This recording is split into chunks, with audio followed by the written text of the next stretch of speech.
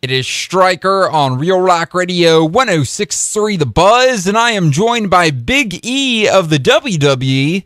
Let's get into this thing, Big E. All right, Big E, are you excited for Wichita Falls on November 30th? Of course, as always. So what can someone expect for someone that's never been to a wrestling event before? I went to Raw when I was a kid, but I know we got a bunch of young kids that maybe don't come because you haven't been here in about 2 years. So what can someone expect when they come to a WWE show? I think for someone who's never been, our live events are a lot of fun. It's an intimate experience, a lot of times a lot more intimate than you would get for a Raw or SmackDown taping. We get to be a little more up close and personal with our fans, but it's a blast. You're going to see all your favorites from TV. John Cena's there. Of course, I'm there, so that's never a selling point. But it's a great experience. It's family fun for everyone. So it really is. It's a great experience, and for us as performers, one of our favorite things to do is our live events. I don't know this, but are any divas going to be there on November 30th? Yeah, of course. We always have divas at every show. I'm not sure. I'm not sure which ones are booked for this one, but we always have a diva on our live events, so definitely. See, we got a bunch of women listeners that really are digging that WWE Divas show that's on E right now. So that's why. Divas. That's why. That's why I was bringing that up, because I'm sure maybe some parents are skeptical, but then you got daughters who can see the divas that maybe they've seen on E. So. Yeah, I just thought that'd be a cool thing to check out. Now, I know John Cena's going to be there, and you're going to be there. You have anybody else? I think I saw, was it Mark Henry's going to be there?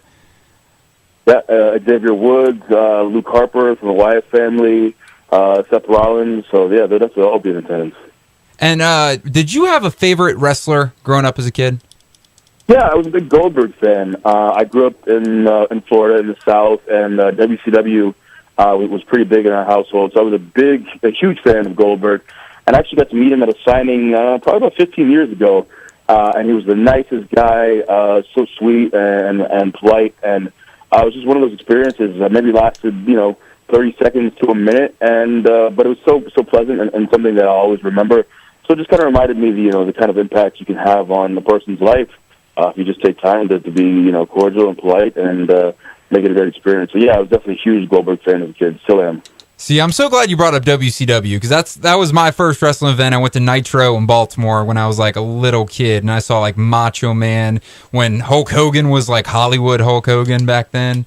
So did you enjoy the New World Order? Because that's the shirt I'm going to be rocking on that Sunday. Yeah. As kids, that's kind of the era that I grew up in. I'm 28, so when I was watching as a kid, we were all into the New World Order and all that was going on in WCW at the time. Of course, it was the era of the Monday Night Wars between WCW and WWE. So yeah, we were definitely into that as kids. Well, thank you, Big E, for your time. And remember, tickets are still available November 30th, K. Yeager Coliseum. Big E, thank you for joining me this afternoon. I appreciate it. Thanks for having me.